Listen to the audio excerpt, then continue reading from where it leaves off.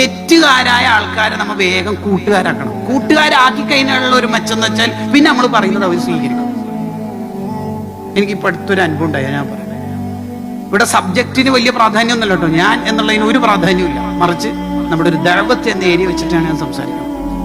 ഈ അടുത്ത് നമ്മുടെ മലബാർ ജില്ലകളിലുള്ള ഒരു ജില്ലയിൽ ഒരു ക്ലാസ്സിന് പോയി, സംഘടനാ ക്ലാസ് കഴിഞ്ഞ് ഒരു കുട്ടി, ഒരു വലിയ മുടിയുണ്ട് ആ കുട്ടിക്ക്, ഒരു ഭയങ്കര അസ്വസ്ഥത കണ്ടപ്പോൾ തന്നെ. പക്ഷെ അത് ക്ലാസ് എന്ന് പറഞ്ഞാൽ ദഅവത്തല്ല, വഷളാക്കൽ പരിപാടിയാണ്, അത് ചെയ്യാൻ പാടില്ല. അതിന് ഭക്ഷണം കഴിക്കാൻ ഒരു വീട്ടിൽ പോയി ഭക്ഷണം കഴിച്ച് വാഷ് ബേസിൽ നിന്ന് കൈ കഴുകുമ്പോൾ ആ കുട്ടി അവിടുന്ന് ഉണ്ട്. അപ്പോൾ ഞാൻ ചോദിച്ചു, മോന് ഇവിടെ, ഇതെൻ്റെ മൂത്തമ്മൻ്റെ വീടാണ്. മൂത്തമ്മ മീൻസ് ഉമ്മാൻ്റെ ഏട്ടത്തിയാണ്.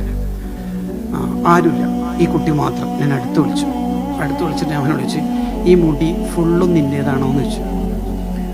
അപ്പോൾ ആ കുട്ടി ചിരിക്കുന്ന ചിരി നമുക്കറിയാം, ചരൽ കല്ലിൽ ആക്റ്റീവ വീണാൽ ചിരിക്കുന്നൊരു ചിരി ഉണ്ടാവല്ലോ. അപ്പോൾ ആ കുട്ടി ചിരിക്കുന്നുണ്ട്. ഞാൻ പറഞ്ഞു, അവനൊന്ന് കൈ പിടിച്ച് കുറച്ചൊന്ന് പവറിൽ ഞാൻ പറഞ്ഞു, നാളെ ഈ മുടി കുറച്ചൊന്ന് ചെറുതാക്കിയിട്ട് എനിക്ക് ഫോട്ടോ അയച്ചിടണം. എനിക്കത് അയച്ചൊരു ഇല്ലയൊന്നും എനിക്ക് ഉറപ്പൊന്നുമില്ല. ഞാൻ പോയി. ഞാൻ 3 ദിവസം പിന്നെ നാട്ടിലുണ്ടായില്ല, കുറച്ച് ദൂരെ ഒരു പരിപാടിക്ക് പോയിട്ട് തിരിച്ച് കൊച്ചിയിൽ ഫ്ലൈറ്റ് ഇറങ്ങി ദെൻ നേത്രാവതി ട്രെയിനിൽ കയറി വരുമ്പോൾ എനിക്ക് ഇഗ്നറൻ്റായ പരിചയമില്ലാത്തൊരു നമ്പറിന് എന്നുള്ള ബാർബർ ഷോപ്പിൽ നിന്ന് മുടി മുറിക്കുന്ന വീഡിയോ ആഫ്റ്റർ കഷണ്ടിക്ക് ശേഷം മരുന്ന് ഉപയോഗിച്ച ശേഷം എന്നൊരു ചിത്രം ഉണ്ടായില്ലേ, മുടി മുറിച്ചതിന് ശേഷമുള്ള ഒരു ഫോട്ടോ, ദെൻ ഒരു വോയിസ്. ആ വോയിസ് ആണ് പ്രധാനം. അതിനാണ് ഞാൻ ഇത്ര റിസ്ക് എടുത്തിട്ട് ആ ഉദാഹരണം പറഞ്ഞത്.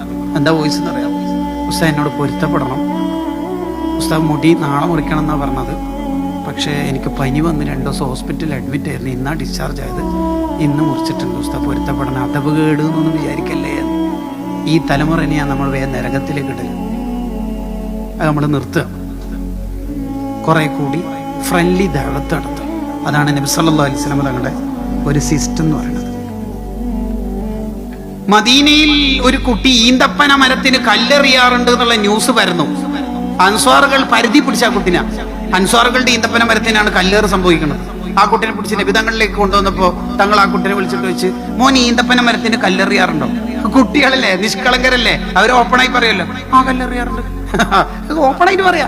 അപ്പൊ കുട്ടീനോട് തങ്ങൾ വെച്ച്, അല്ല എന്തിനാ കല്ലെറിയുന്നത്? അപ്പൊ ആ കുട്ടി ഓപ്പണായിട്ട് തന്നെ പറഞ്ഞു, ഈത്തപ്പഴം കിട്ടാൻ. അപ്പൊ തങ്ങള് ലാത്തർമിന്നഹല, ഈന്തപ്പന മരത്തിന് കല്ലെറിയരുത്, വീണ് ഈത്തപ്പഴമൊക്കെ ഈ മോനെ എടുത്തോട്ടല്ലേ, സമ്മതല്ലേ, വീണ് ഈത്തപ്പഴമൊക്കെ മോനെ എടുത്തോളി, കല്ലെറിയരുത്. കുറച്ച് ഡിസ്റ്റൻസ് വെച്ചിട്ടാണ് പറയണത്. ആ കുട്ടിനെ കുറച്ച് അടുത്തേക്ക് വിളിച്ച് അടുത്തിരുത്തിയിട്ട് തല തടവിയിട്ട് ദ്വാരം കൊടുത്തു. ഈ കുട്ടിക്ക് നല്ല വിശപ്പ് കൊടുക്കാണ്ട് ചെറിയ വിശപ്പിൽ ഒതുക്കണേന്ന് അള്ളാഹിനോട് ദ്വാരം കൊടുത്തു.